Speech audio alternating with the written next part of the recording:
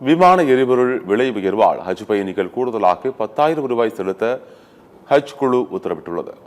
Iran போர் காரணமாக உலக அளவில் விமான எரிபொருள் விலையில் ஏற்பட்டுள்ள கடும் உயர்வு காரணமாக இந்த ஆண்டு ஒவ்வொரு ஹஜ் பயணியிடமும் வசூலிக்கப்படும் விமான கட்டணத்தை இந்திய ஹஜ் குழு 10,000 ரூபாயாக உயர்த்தியுள்ளது.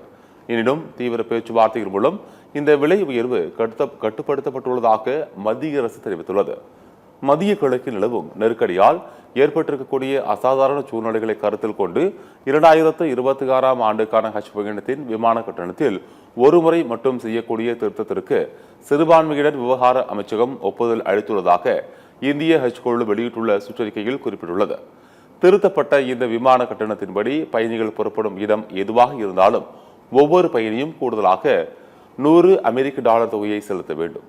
$400 அதிகமாக உயர்த்த வேண்டும் என்று விமான நிறுவனங்கள் விடுத்த தீவிர கோரிக்கைகளை ஆராய்ந்த பிறகு கூடுதல் விமான கட்டண தொகையான 10,000 ரூபாயாக உயர்த்தியுள்ளதாகவும் கூறப்பட்டுள்ளது.